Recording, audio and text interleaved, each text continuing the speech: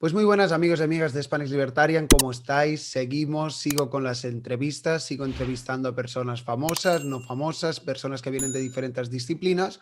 Hoy tengo aquí con nosotros pues, una persona que no es famosa, pero yo creo que lo que tiene que contar es bastante interesante. Antes de continuar con el vídeo, me gustaría comentaros que estoy colaborando con la editorial Unión Editorial. Si seguís el link que hay en la descripción, todas las compras que hagáis en las que introduzcáis el código SPALIB, SPALIB, tienen un 5% de descuento. Además, los envíos son gratis si resides en España y si haces una compra superior de 20 euros te regalan el libro autobiográfico Hayek sobre Hayek. Sin más, os dejo continuar ver el vídeo, pero os animo a que entréis en este código de descuento. Yo creo que como empieza a ser habitual en estas entrevistas, nos pondremos de mala leche un poco, pero también aprenderemos. Tenemos hoy con nosotros al inversor inmobiliario y arquitecto John Goitia, que lo sigo por Twitter. Hace un par de semanas tuvo un tweet bastante viral y entonces, como hacía tiempo que lo iba persiguiendo, finalmente ha aceptado. John, ¿cómo estás? Muy bien, gracias Ignasi por tu invitación. Bueno, si no seguís a John Goitia, su Twitter es goitorre, @goitorre, lo dejaré aquí en la descripción. Y yo creo pues que él tiene unos análisis bastante certeros de lo que está pasando, como mínimo en el tema del habitaje y de la construcción en España. Y de vez en cuando pues le veo que suelta ahí unos exabruptos pues que muestran un poco lo que está pasando a día de hoy en España. Y vaya, que me gusta un poco que lo podamos reflejar en estas entrevistas. No sé si sirve de mucho, sirve de poco. No sé si como mínimo así nos autocontentamos y nos quedamos a gusto, pero intentamos poner un poco el granito de arena, que es lo que íbamos diciendo antes de la entrevista. Pero antes de entrar en materia, siempre la misma pregunta. La primera es que nos hables de ti. ¿Quién es John Goitia? Háblanos si quieres un poco de tu trayectoria profesional y luego vamos tocando varios temas. Así que cuando quieras. Muy bien, pues bueno, yo tengo 44 años, soy arquitecto de formación, abrí mi empresa que se llama Goitorre SL en el año 2003 y bueno, desde entonces me he dedicado principalmente a reformar inmuebles, viviendas, alguna oficina, hice alguna casa unifamiliar y demás.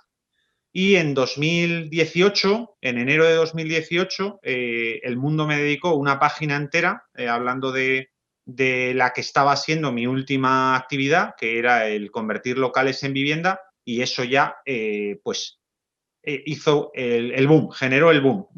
Subí el volumen de trabajo, aproximadamente lo multipliqué por 15 y ahora pues yo diría que somos el estudio que más cambios de uso hace en Madrid Capital.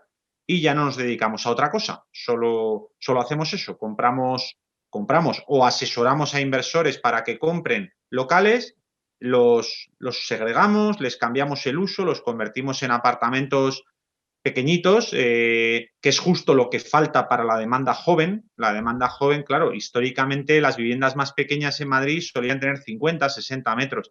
Nosotros hacemos viviendas por encima del mínimo legal, que son 25 metros útiles, las hacemos alrededor de 30, 35, mucho más que dignas, siempre con su zona de día, de sofá, tal, y su zona de noche, nada de sofá cama, nada de zulos, como dicen por ahí, y las sacamos al mercado o bien en venta o bien muchos de mis clientes las sacan en alquiler y tienen una demanda brutal, tanto de gente joven que deja pisos compartidos para irse a estas viviendas, Mm. como también mucha gente mayor que abandona pisos altos, terceros, cuartos, sin ascensor y se viene a viviendas puerta calle, porque dicen que lo prefieren incluso a los pisos con ascensor. Dice, un día se estropea el ascensor o lo que sea y ya soy rehén de mi propia casa. En cambio, en un piso en la planta baja soy libre, no tengo posibilidad de tropiezos, de traspiés, de lo que sea. Y bueno, la verdad es que nos los quitan de las manos. Hablemos un poco de ciertos mitos o de ciertas malas ideas que tenemos en la cabeza los españoles, bueno, y también en otros países, no somos los únicos. Se suele escuchar de que los precios de las viviendas están muy caros en las grandes ciudades por culpa de los especuladores. Supongo que tú lo habrás oído mil veces. A ver si te parece, podríamos entrar un Muchísimas. poco en materia por aquí. ¿Cómo respondes tú ante este tipo de críticas? Pues creo que no hay ningún especulador, ninguno, ni siquiera los grandes fondos que tengan los hilos del mercado. O sea, si los grandes fondos decidieran unilateralmente que los precios van a ser más caros, pues seguramente no alquilarían nada y no venderían nada. Es decir, al final los precios los marca el mercado. En las grandes ciudades los precios son más caros, pues porque hay más demanda. Como bien te he dicho en la respuesta anterior, yo solo trabajo en Madrid capital. A mí no se me ocurriría hacer esto en un pueblo de 1000 habitantes, porque no va a haber demanda. O sea que, de la misma manera que los que invertimos localizamos la demanda en las grandes ciudades, es esa misma demanda la que conlleva que los precios sean altos.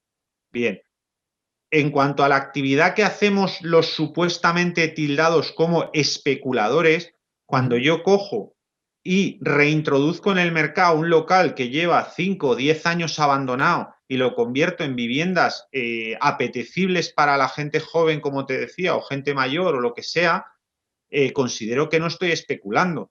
Considero al contrario, estoy ayudando a que haya más oferta en el mercado y por lo tanto a que si estoy ayudando en algo, estoy ayudando a que bajen los precios y no a que suban. Y, perdón, y generando valor donde no lo había, en realidad. Por supuesto, y no solo valor, seguridad, o sea, esos locales abandonados son fruto de ocupación, o sea, tienen riesgo de ocupaciones, de suciedad, de todo, de quizá un incendio por un uso indebido, etcétera, etcétera. Lo conviertes en viviendas, entra gente normal y generas ciudad, generas que las calles tengan más calidad, más seguridad, más de todo. Otro mito que suelo escuchar normalmente también en relación a lo que estábamos hablando es que también, claro, el Estado debería regular los precios, que la vivienda es un derecho y que no todo puede estar en manos privadas y demás. Un poco también, no sé si es redundante con la respuesta anterior, pero más o menos entiendes por dónde voy. Entiendo. La vivienda es un derecho, muy bien. El problema, creo, que es que la gente, hay mucha gente que no localiza correctamente a qué vivienda tiene derecho. Es decir, yo mi primera vivienda, que está en mi blog lo tengo un poquito abandonado, pero ahí está, fue un tercero sin ascensor en una corrala del siglo XIX. Entonces, esa fue mi primera vivienda y con ayuda de mis padres, ¿me explico? Entonces, tenía 30 metros, sin ascensor, como digo, 115 años de antigüedad, etcétera, etcétera. Y estoy muy orgulloso de que esa fuera mi primera vivienda en propiedad. Y luego me he cambiado, ni sé, 5 o 6 veces. Para mí cambiarme de casa, pues claro, dedicándome a lo que me dedico, es como natural, es pues una más, un proceso más y lo disfruto incluso más que las casas que hago como negocio, pues porque las decoro, llego más lejos. A menudo las de negocio se termina la obra y las vendes un poco más impersonales para que las decore el usuario final. Entonces, si la gente disparara, por así decirlo, a la propiedad correcta, no tendría tantos problemas de precio. Es decir, esa gente que busca un piso de 70 metros en el centro de Madrid y tal y cual, igual su primera vivienda debería ser una de las mías, de 35 en un barrio del segundo anillo de Madrid, y esa sí se la podrían permitir. Me explico, cada uno tiene que empezar, o sea, tiene derecho a una vivienda, pero a la que se pueda pagar. No tiene derecho ni a ocupar la casa de otro, ni a que el Estado le regale una casa, ni nada. Tiene derecho a lo que se pueda pagar. Esa es mi opinión. Claro. Lo mismo suele pasar con estos análisis. Como ves, estamos un poco demoliendo mitos antes de tocar otros temas como la ocupación y demás.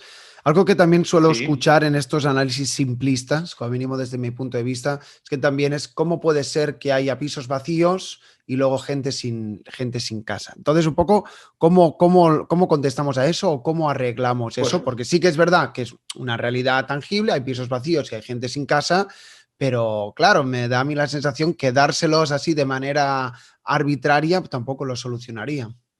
Pues yo conozco mucha gente, por ejemplo, que le ocurre que hereda de sus padres una vivienda poco antes de que la vayan a necesitar sus hijos cuando se van a independizar. Y dicen, para estos 3 4 años que van a transcurrir, no lo saco al mercado. Me arriesgo a que me destrocen el piso y luego no lo tenga listo para cuando mi hijo se quiera independizar. Para eso lo dejo para estos 3 4 años y punto. O sea, hay muchas circunstancias familiares. Hay muchas personas que que van a necesitar esa casa en breve y que no se quieren arriesgar a que pase cualquier cosa. Sabemos que la seguridad jurídica no es grande ahora mismo, al contrario, es muy mejorable y entonces no les compensa, a pesar de que en teoría las rentas por alquiler son muy altas, hay gente que ni siquiera le compensa cobrar ese dinero frente al riesgo de que le puedan destrozar la casa.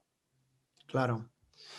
Bueno, cambiamos de tema otra vez, o como mínimo lo engancho por lo último que has dicho de la seguridad jurídica, y aquí ya entro en tu tweet, que no está mal, tuvo 12.000 me gustas. Si te parece, le voy a decir, dice, ruego un minuto de silencio para los casi 30.000 euros que acabo de pagar entre los modelos 111, 2002 y 303. Dinero que abandona la economía productiva que genera riqueza y empleo para pagar coches oficiales, mamandurrias, paguitas a ninis, menas y demás lindezas.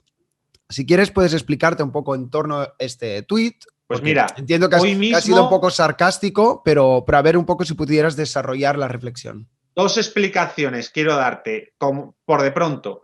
Una, hoy mismo ha salido en los medios 475 millones para reflotar Air Europa. Coño, ¿por qué Air Europa tiene más derechos que yo? ¿Por qué? O sea, ¿por qué yo pago impuestos?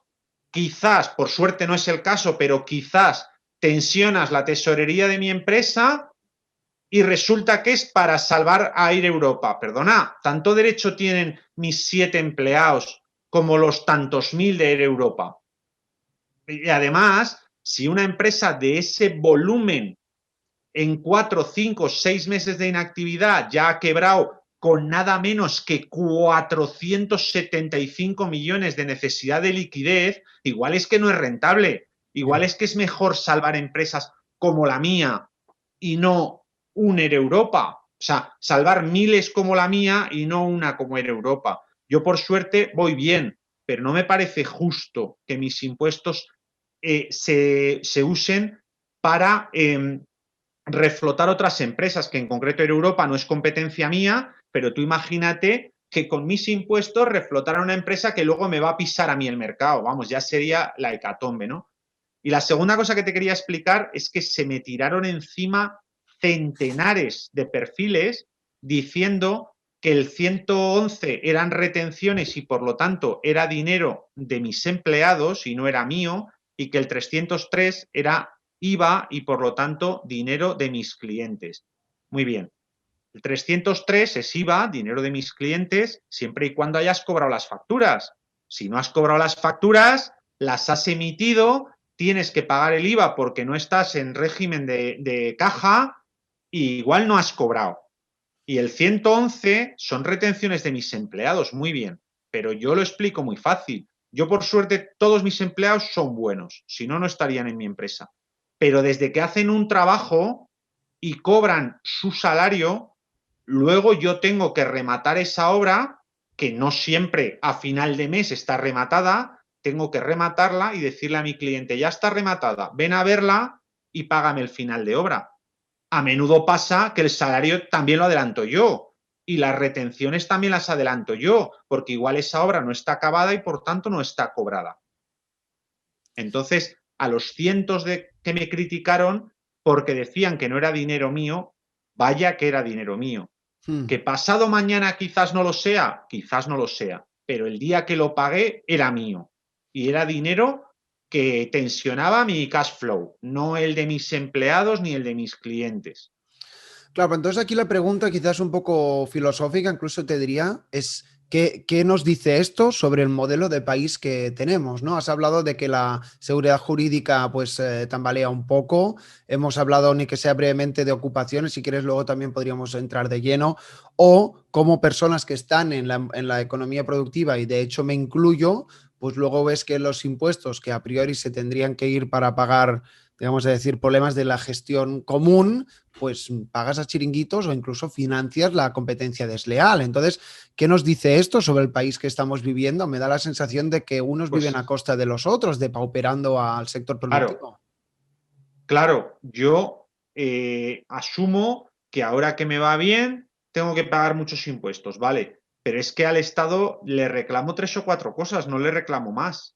Y yo sé que luego vamos a hablar más de ocupación, pero principalmente ese es uno de mis grandes problemas. No puede ser que sea culpa de la policía, sea culpa de las leyes, sea culpa de los jueces, sea culpa de quien sea, yo tenga ese gran problema y el Estado me ayude con cero, me ayude con nada, me diga, lo sentimos mucho, adiós. O sea, si además de pagar un dineral en impuestos, todavía luego tengo que llamar a empresas de desocupación, ¿para qué estoy pagando impuestos? Todo el día están, no, es que hay que pagar las carreteras están cada día peor. Si cada día hay menos muertos en las carreteras es porque cada día llevamos coches mejores. Y Mm. lógicamente no tienes los mismos problemas conduciendo ahora un pedazo de Mercedes que cuando nuestros padres conducían un SEAT 127, pero no por las carreteras están hechas un Cristo, llenas de baches, llenas de balsas de agua, llenas de todo.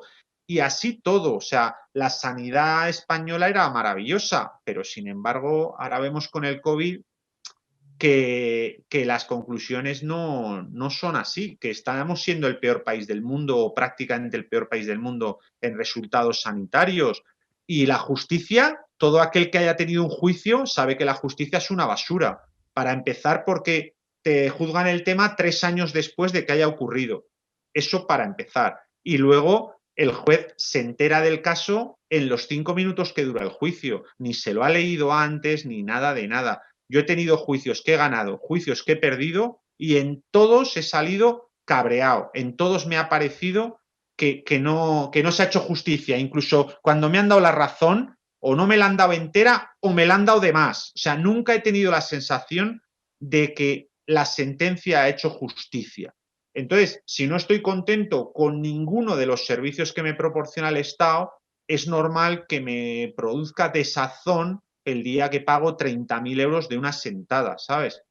Cuando además hace unos meses, cuando tocó en julio el impuesto de sociedades, pues pagué muchísimo más de esos 30.000. O sea, que es a más, ¿sabes? Que tengo una empresa con 7 empleados, que es que tampoco tengo 50 empleados ni 200, que es un dineral lo que pagas de impuestos. Si me permites el inciso, hace no mucho tuve en este canal a un chico que tiene una enfermedad que es ELA, que es una enfermedad mortal, y hablaba de cómo él, por ejemplo, las ayudas no le llegan y que obviamente pues él solo puede vivir de eso, ¿no? A mí especialmente me Madre mía. enerva cuando teóricamente la función que tendrían que ir los impuestos, entre otras cosas, es ayudar a la gente que está apartada de la sociedad y luego me dicen de primera mano que no les llegan ayudas. Es más, había gente que decidía morir para no ser una carga para su familia. O sea, y sé que es un poco Durísimo. tendencioso el ejemplo, pero también es una realidad, ¿sabes? Durísimo. Es que incluso gente como tú y como yo, que nos consideramos liberales y consideramos que el Estado debe reducirse a la mínima expresión, nadie que se considere decente puede denegar una ayuda a personas que no se pueden valer por sí mismas. Por supuesto que para eso debe estar el Estado. Claro. Pero si encima no está para eso y está para 20.000 cosas más, como el color rosa, que hemos escuchado la semana pasada, la ley trans, que un menor va a poder cambiar de sexo simplemente pidiéndolo. O sea, que son locuras, ¿sabes? Que el dinero va a locuras y no va a nada relevante y a nada de lo que tiene que ir. Bueno, John, por si no nos estábamos metiendo de mala leche suficientemente, pues seguimos. Ahora sí toquemos de pleno el tema de la ocupación. Entrevisté también aquí a Daniel Esteva de la empresa Desocupa, que es una entrevista que fue muy bien. Y te comentaba que yo también profesionalmente de vez en cuando toco el tema inmobiliario, el tema vídeos y fotos y demás. Y hay ciertos promotores que me cuentan unas historias que me quedo a cuadros. Si quieres, cuéntanos alguna anécdota o si quieres sencillamente, pues Pues pongámonos de mala leche, que también ya de eso va el tema. Pues estamos escuchando por ahí que justifican la ocupación porque dicen que es la respuesta natural a la dificultad de acceso a la vivienda.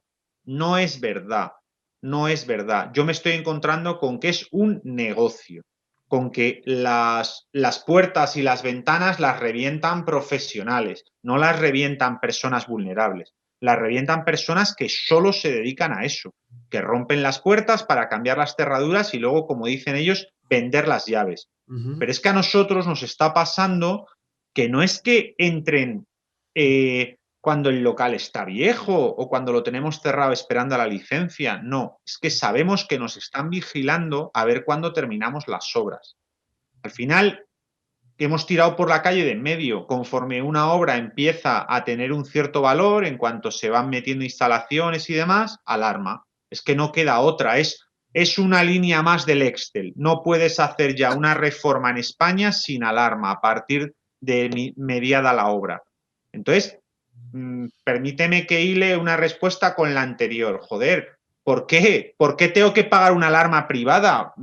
Los impuestos deberían aportarme suficiente seguridad para mí y para mis bienes. Pues no, pues hay que pagar una alarma privada. La ocupación es lo que decía hace un mes o así cuando fui a la Asamblea de Madrid a hablar ante la Comisión de Vivienda. No solo no es una solución habitacional, sino que encarece, eso sí que encarece los precios del alquiler, encarece los precios de venta, encarece todo. Y me voy a explicar. Para empezar, hay pequeños inversores que desdeñan este sector aunque les haya dado buenos rendimientos porque dicen, mira, si a mí me ocupara una vivienda, sería la única manera que tengo hoy día de arruinarme la vida, porque perdería los papeles y igual cometería una imprudencia, o sea, quemaría la casa, golpearía al ocupa, o sea, yo no quiero arruinarme la vida. Gente decente que cumple las leyes, que paga sus impuestos y ante la perspectiva de arruinarse la vida dice, ya en este sector no invierto. Lógicamente, si cada vez hay menos inversores, los precios suben. Eso es así. Pero es que además, si yo tengo que poner alarma en los inmuebles, si la gente que se dedica a alquilar tiene miedo, porque esa es otra y otro segundo tipo de ocupación, el que no puede pagar y se queda. No paga y se queda. No era ocupa, pero se queda también. Y tampoco le puedes echar. Pues esa persona coge y dice, no, yo por de pronto alquilo más caro de lo que iba a alquilar para curarme en salud por si luego tengo que entrar en un juicio o me estoy varios meses sin cobrar o lo que sea. Entonces, el proceso de la ocupación, yo no digo que quizás les haya aportado techo a 5 o a 10, pero ha perjudicado a todos los demás, al sector completo e incluso a los que no ven su demanda satisfecha, a los que buscan un piso en alquiler y no lo encuentran suficientemente barato o buscan un piso en compra y no lo encuentran, por culpa de que la ocupación tensa los precios hacia arriba. Y también te diría a los propietarios, yo viví en una urbanización en la que había muchísimos ocupas y lo que pasaba es que la gente que quería vender veía que los precios de los pisos estaban bajando porque a ver quién quiere vivir ahí. La pregunta lógica, y Claro. de hecho ya le he hecho en otras ocasiones a entrevistados de este canal, es ¿por qué las leyes crees que están así de mal hechas? ¿Es por desconocimiento? ¿Es por maldad? ¿Nos hemos centrado más en los derechos que en las obligaciones? ¿Cuál es tu análisis un poco?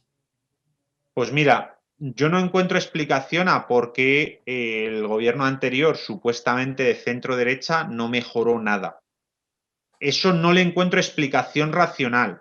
Y encima ahora sí se suben al carro y ahora dicen que es un problema serio, que hay que solucionarlo y tal. No acierto a entenderlo. ¿Por qué no lo mejora el gobierno actual? Por ideología. O sea, el gobierno actual ha vendido, y sobre todo Podemos, ha vendido que la ocupación es una solución habitacional y ahora no pueden esgrimir la bandera de que hay que terminar con la ocupación. Es imposible. O sea, de este gobierno ya sé que no vamos a obtener ninguna solución ni ninguna mejora contra este tema. Bueno, si te parece, para más o menos ir entrando en el último bloque de la entrevista, dejemos un poco la mala leche y aparte siempre me gusta terminar las entrevistas así. Hablemos de soluciones. Entonces, vamos a decir que tú pudieras ser un político, un legislador o tenemos un folio en blanco. ¿Cuál es el papel del mercado? ¿Cuál es el papel de la ley? ¿Qué es lo que se tendría que dar entre la oferta y la demanda para que el derecho de propiedad, la seguridad jurídica esté... coño, no me sale la palabra, se respetara, perdón, y pues la gente pudiera acceder de alguna manera u otra a bienes y servicios sin edulcoraciones raras del mercado como hay.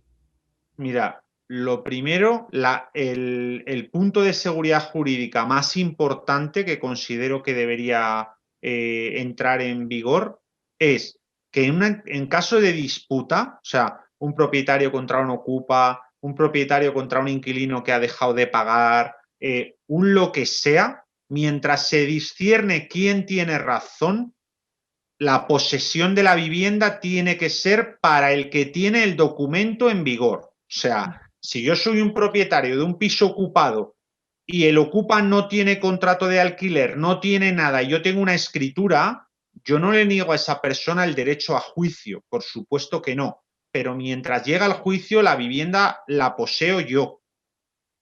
Y si un inquilino termina su año de contrato de alquiler y deja de pagar, no renueva el contrato y se queda, también tendrá derecho a juicio, pero se tiene que ir y se tiene que quedar la vivienda a disposición del que tiene el título de propiedad o el contrato de arrendamiento, el que tenga el documento en vigor.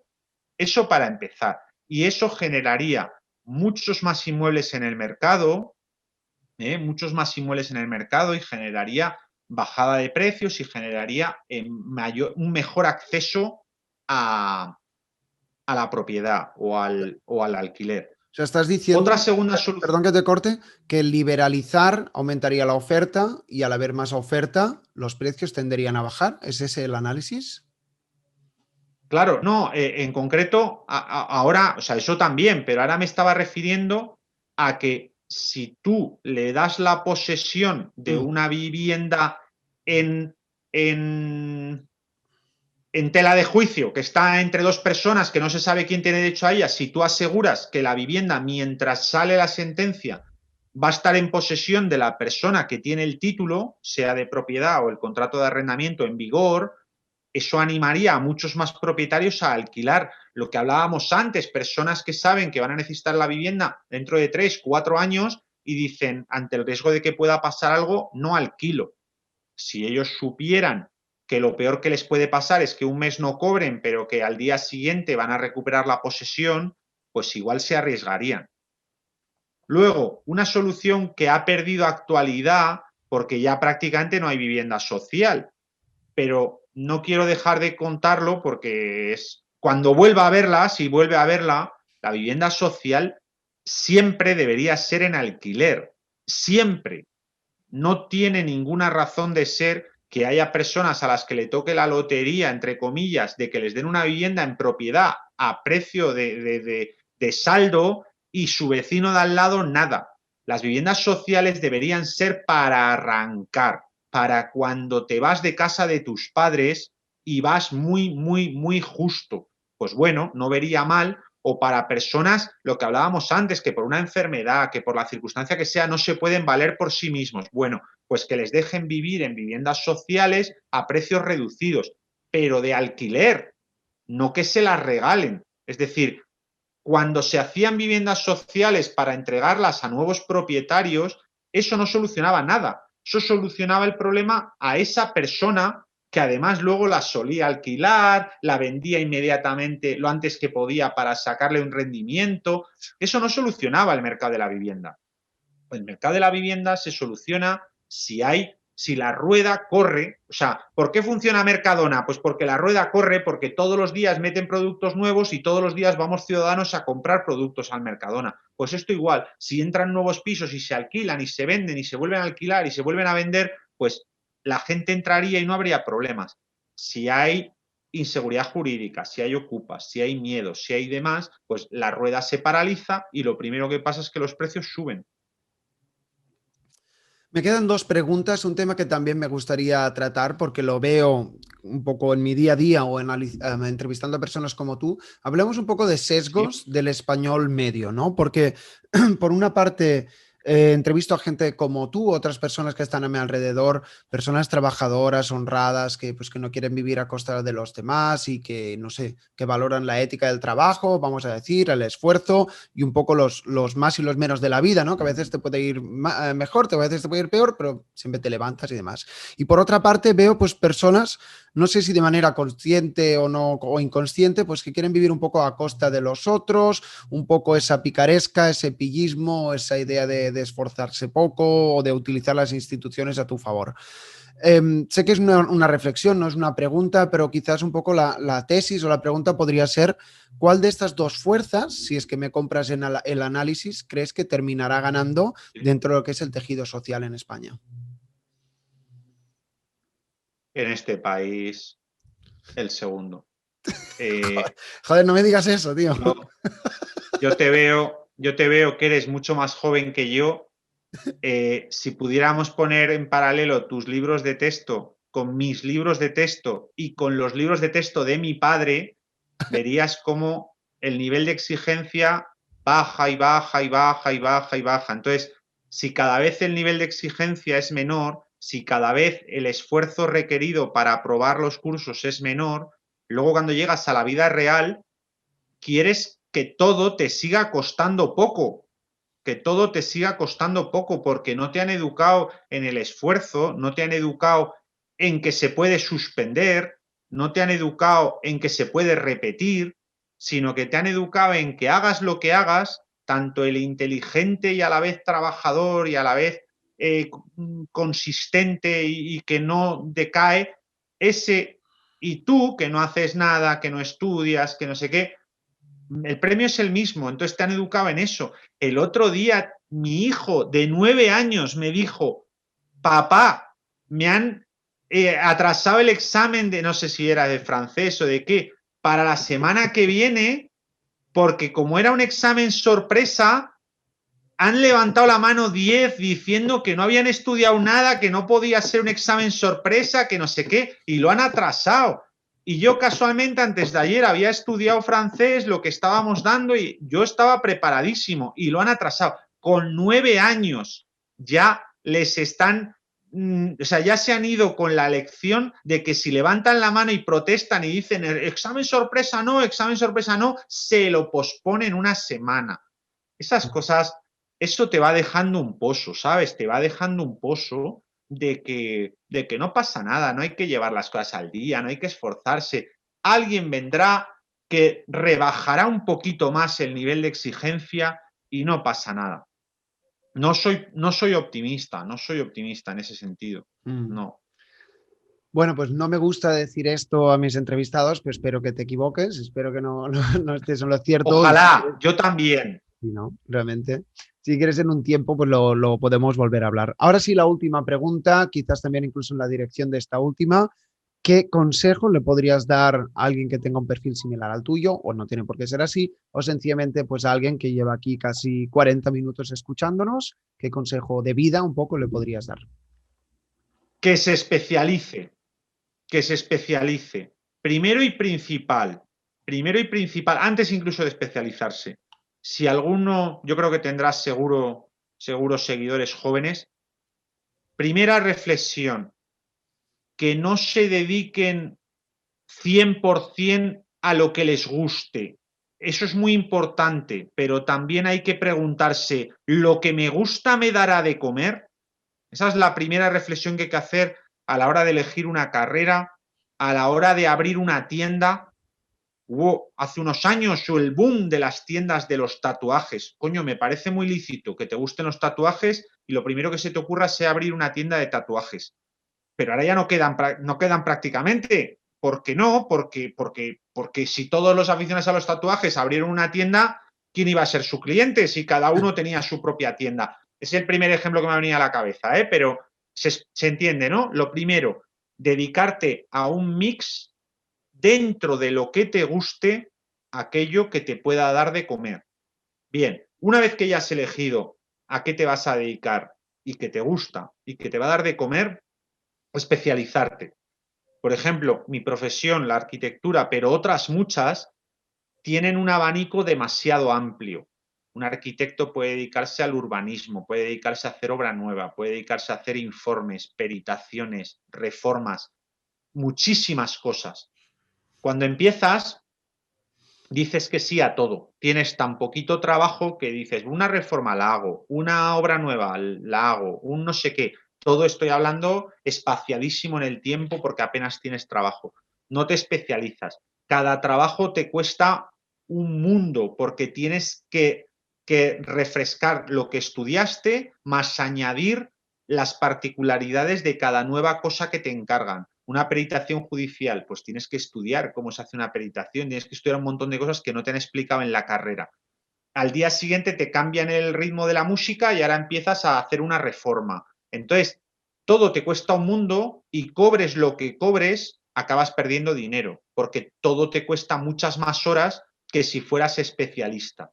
Pero es que además, da igual que vayas cumpliendo años, nadie te conoce como experto en nada y por tanto no mejora tu situación. Sigues todos los días a matacaballo, un día una cosa, otro día otra, todo muy trabajoso, todo muy poco rentable. En mi caso fue casi un golpe de suerte lo de especializarme en convertir locales en viviendas.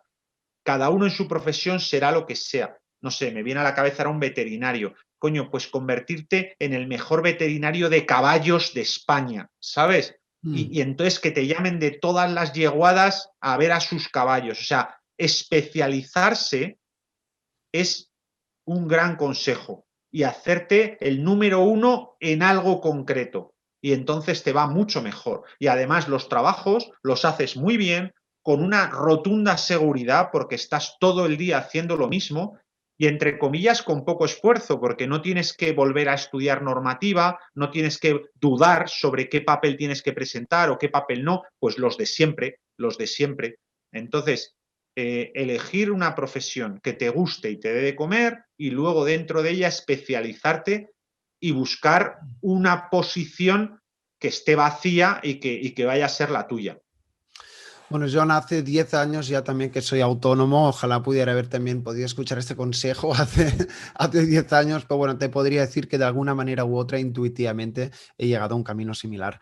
Pues oye, llevamos eso, 40 minutos hablando, ha estado muy bien. Me gusta entrevistar a personas de perfiles diferentes, personas que están en la realidad tangible del tejido social aquí en España y te lo agradezco mogollón. Le agradezco también a la audiencia que te sigan, por favor, que te dejaré tu Twitter aquí en la descripción y también pues si me queréis apoyar a mí, pues ahí el Patreon, dejar un like, suscribirse y todo esto y como siempre, lo más importante también que quedaros con el último consejo de los entrevistados, que por eso lo dejo en el final. John, que termines de pasar muy buen día y ya sabes dónde encontrarme. Muchísimas gracias a ti por la invitación y por todo, por el tono de la entrevista, por todo. Me ha encantado. Venga, hombre, Un pues esa es la abrazo. idea. Hasta pronto. Chao.